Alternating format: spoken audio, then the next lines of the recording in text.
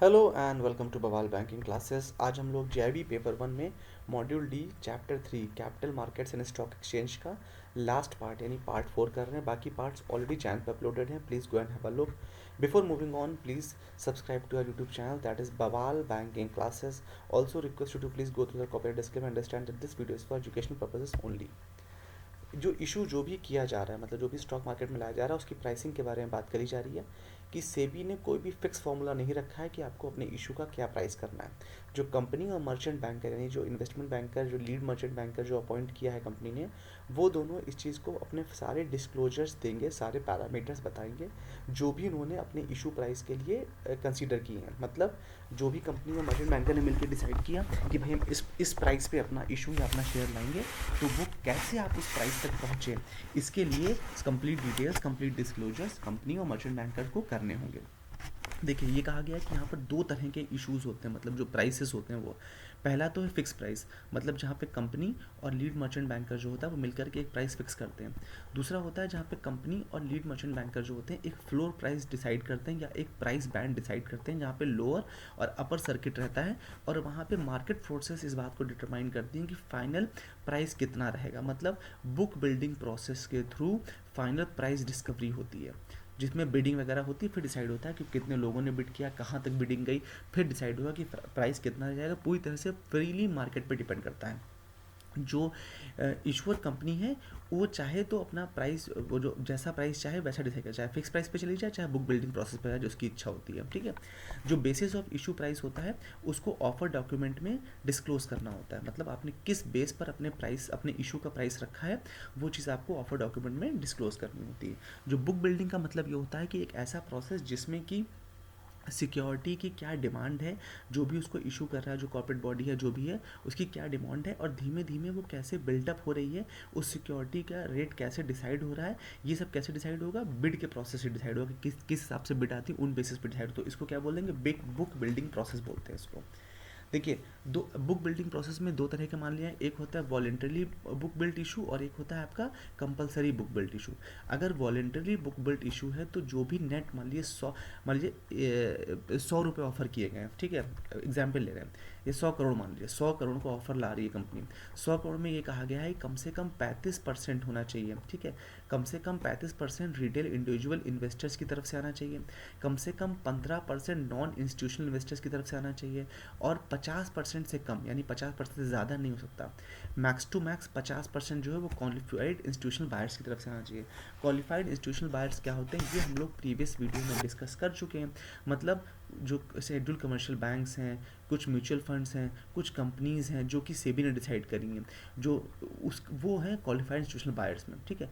अगर आप ये समझो, मान लीजिए अगर पूरा 100% रिटेल इन्वेस्टर्स को दे दिया, तो कभी भी मार्केट में कोई भी रॉन्ग न्यूज़ आई तो वो तो धड़ाम से स्टॉक पूरा गिर जाएगा ना। या पूरा अगर क्वालिफाइड इंस्टीट्यूशनल बायर्स को दे दिया तो वो अपने हिसाब से डील करेंगे, तो उसमें अगर थोड़ा पैसा रिटेल इन्वेस्टर्स का फंसा है तो वो डूब कर, तो ये मैनेजमेंट मतलब क्या बोलेंगे उसको, संतुलन बनाए रखने के लिए ज़रूरी है कि सबका थोड़ा सा पार्ट होना चाहिए, जिससे कि कोई भी एक चीज़ पूरे स्टॉक को इम्पैक्ट ना कर सके। अब यहीं पे बात करते हैं, अगर कंपलसरी बुक बिल्ड इशू की बात हो रही है तो उस केस में क्या क्या मार्जिन रहेगा।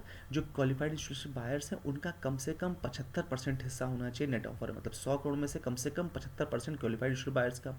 15% से कम होगा किसका, जो कि नॉन इंस्टीट्यूशनल इन्वेस्टर्स हैं, और जो रिटेल इंडिविजुअल इन्वेस्टर्स हैं उनको मिनिमम, उनको मैक्स टू मैक्स 10%। ठीक है।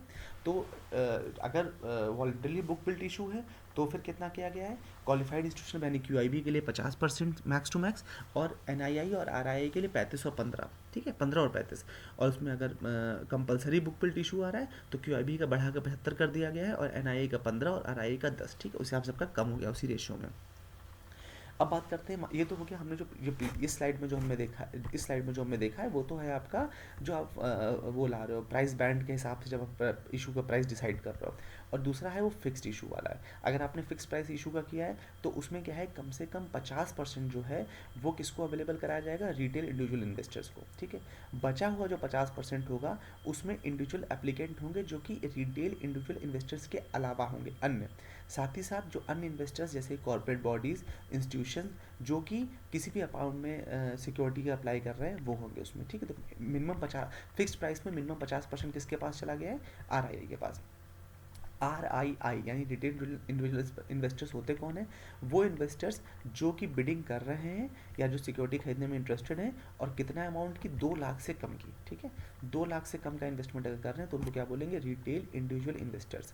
क्वालिफाइड इंस्टीट्यूशनल बायर्स क्या होते हैं? ये वो इंस्टीट्यूशनल इन्वेस्टर्स होते हैं जिनके पास फाइनेंशियल स्ट्रेंथ भी है, मतलब पैसा भी है और एक्सपर्टीज़ भी है किसी भी कैपिटल मार्केट में इन्वेस्ट करने के लिए। सेबी ने इनको सर्टेन कैटेगरीज में डिवाइड किया हुआ, जैसे कि mutual fund, schedule commercial banks आदि इत्यादि, ठीक है। तो सेबी पर इसकी लिस्ट भी अवेलेबल रहती है सेबी की वेबसाइट पर। नॉन इंस्टीट्यूशनल इन्वेस्टर्स क्या होते हैं? ये वो इन्वेस्टर्स होते हैं जो कि अदर देन QIB यानी क्वालिफाइड इंस्टीट्यूशनल बायर्स और रिटेल इंडिविजुअल इन्वेस्टर्स होते हैं, उनके अन्य लोग हो गए, उनके अलावा जो भी हैं वो सब नॉन इंस्टीट्यूशनल इन्वेस्टर्स हो गए, मतलब 2 लाख से ऊपर भी कर रहे हैं लेकिन सेबी पे नाम भी नहीं है, तो क्या हो गया? नॉन इंस्टीट्यूशनल इन्वेस्टर्स हो गए।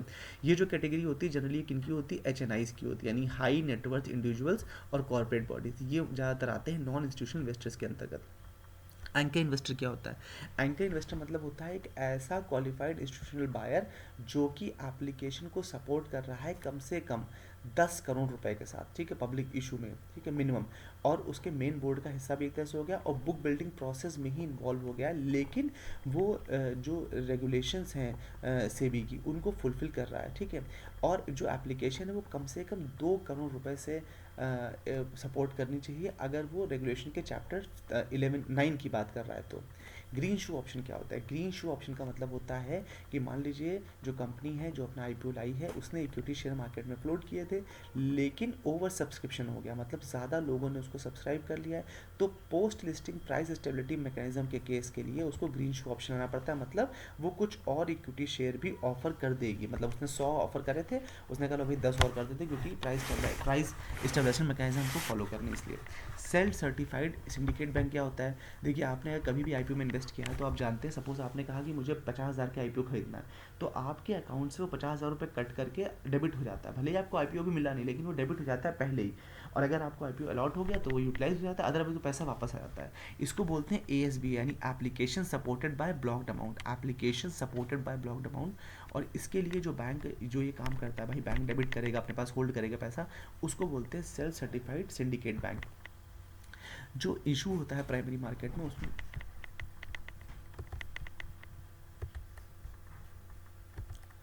जो प्राइमरी मार्केट में इशू होता है उसमें क्या क्या कौन कौन इंटरमीडियरीज होता है? एक तो मर्चेंट बैंकर्स होते हैं, जो बुक रनिंग लीड मैनेजर्स होते हैं वो होते हैं, सिंडिकेट मेंबर्स होते हैं, रजिस्ट्रार टू द इशू होते हैं, बैंकर्स जो इशू करते हैं वो, ऑडिटर्स जो होते हैं, अंडर राइटर्स, सोलिसिटर्स, ये सब क्या है? इंटरमीडियरीज हैं जो भी इशू हो रहा है उसके बीच में। बुक रनिंग लीड मैनेजर क्या होता है? बुक रनिंग लीड मैनेजर का मतलब होता है एक ऐसा लीड मर्चेंट बैंकर यानी एक ऐसा इन्वेस्टमेंट बैंकर जो कि सेबी रजिस्टर्ड है और जो सेबी रेगुलेशन 1992 को फॉलो करता है, वो BRLM की तरह काम करता है। मेन जो पूरा रोल है वो BRLM का ही होता है। सेफ्टी नेट क्या है? सेफ्टी नेट स्कीम का मतलब या बाय बैक अरेंजमेंट का मतलब ये होता है कि जो भी शेयर प्रपोज किए गए हैं पब्लिक इशू के लिए वो फाइनलाइज किए जाएंगे इशूर कंपनी के द्वारा। लीड मर्चेंट बैंकर जो है वो एडवांस में उसको डिस्क्लोज करता है और बताता है कि प्रॉस्पेक्टस में क्या क्या चीज़ें हैं। ये बायबैक का मतलब ये होता है, या जो सेफ्टी एलिमेंट का मतलब ये होता है कि जो भी चीज़ें ओरिजिनल रेजिडेंट्स या इंडिविजुअल अलॉटीज़ को जो अलॉट करी जाएंगी उसमें मैक्स टू मैक्स 1000 शेयर्स पर अलॉटी रहेगा, एंड जो ऑफर है वो पीरियड ऑफ 6 मंथ्स के लिए अवेलेबल रहेगा और last date of dispatch of security के हिसाब से। मतलब अगर मान लीजिए कल को आप उसको बायबैक करना चाहते हैं तो वो चीज़ उसमें मेंशन रहेंगी, लेकिन उसको मेंशन कौन करेगा? लीड मर्चेंट बैंकर मेंशन करेगा। और मैक्स टू मैक्स से 1000 शेयर पर अलॉटी तक ही बायबैक हो सकता है, उसके ऊपर नहीं हो सकता है। कट ऑफ प्राइस क्या है? जो बुक बिल्डिंग इशू होता है उसमें जो इशूर होता है उसको ये इंडिकेट करना होता है कि प्राइस बैंड क्या रहेगा, मतलब लोअर और अपर सर्किट क्या रहेगा। जो एक्चुअल डिस्कवर्ड प्राइस होगा उसके बाद वो प्राइस बैंड के अकॉर्डिंग होना चाहिए। जो इशू प्राइस उसके बाद डिसाइड होगा, मतलब इसमें आपके फ्लोर प्राइस और प्राइस बैंड के बाद उसको बोलेंगे कट ऑफ प्राइस। ये डिसाइड किया जाएगा इशूअर और LMA लीड मर्चेंट बैंकर के द्वारा आफ्टर कंसीडरिंग जो भी बुक और इन्वेस्टर्स की एपेटाइट है उसके हिसाब से, स्टॉक की एपेटाइट के हिसाब से। लेकिन इसमें जो आपकी DIP गाइडलाइंस है सेबी की उन्हें फॉलो करना है और रिटेल इंडिविजुअल इन्वेस्टर्स के पास ये ऑप्शन रहेगा कि वो कट ऑफ प्राइस को फॉलो करें, ठीक है। एप्लीकेशन सपोर्ट पर ब्लॉक अमाउंट हम लोग पहले अभी डिस्कस कर चुके हैं क्या होता है ये, कि इसमें जो अमाउंट है वो ब्लॉक कर दिया जाता है, और अगर आपको स्टॉक मिल गया तो ठीक, और नहीं मिला तो वो पैसा आपके पास वापस आ जाता है। जो राइट्स इशू है उसमें जो भी इन्वेस्टर, राइट इशू में क्या होता है, जो ऑलरेडी एग्जिस्टिंग शेयर होल्डर से वही खरीदते हैं ना, उसमें भी वो लोग ASBA को फॉलो कर सकते हैं, उसमें भी हो जाता है। तो उसके लिए उसमें वो क्या करते हैं, उनका पैसा सेल सर्टिफाइड सर्टिफिकेट बैंक में कटता है, वही SBA वाला ही काम है। बस ये कंडीशन कही है कि अगर राइट इशू की बात हो रही है तो उसके पास वो ऑलरेडी एग्जिस्टिंग डीमटेरियलाइज्ड फॉर्म में शेयर्स होने चाहिए, और जो उसको नए स्टॉक्स मिलेंगे वो भी डीमटेरियलाइज्ड फॉर्म या डीमैट फॉर्म में मिलेंगे। जो व्यक्ति है जिसके पास वो ऑलरेडी एग्जिस्टिंग शेयर्स हैं, उसने अपना एंटाइटलमेंट रिनाउंस ना किया हो, ना ही वो रिनाउंस करने वाला हो, ये चीज़ में कंपलसरी कही है। क्वालिफाइड इंस्ट्रूमेंट प्लेसमेंट में पहले पढ़ चुके हैं कि ये लिस्ट ऑफ वो रहेगा, एक तरह से इन्वेस्टर्स रहेगा, जिसमें म्यूचुअल फंड, शेड्यूल बैंक्स या अन्य कुछ कंपनीज रहेंगी, जो कि डिसाइड कौन करेगा, सेबी डिसाइड करता है, उसकी वेबसाइट पर रहते हैं, और वो इसमें इन्वेस्ट कर सकते हैं। जो पहले क्या होता था, जब क्वालिफाइड इंस्टीट्यूशनल प्लेसमेंट का ऑप्शन नहीं होता था और कंपनीज़ को अगर बहुत जल्दी पैसा उठाना है कहीं से, तो वो क्या करते थे, उन्हें फॉरेन मार्केट टैप करनी पड़ती थी, फिर वो फॉरेन करेंसी कन्वर्टेबल बॉन्ड्स या ग्लोबल डिपॉजिट रिसिप्ट्स वगैरह लाते थे, तब उनको पैसा मिलता था।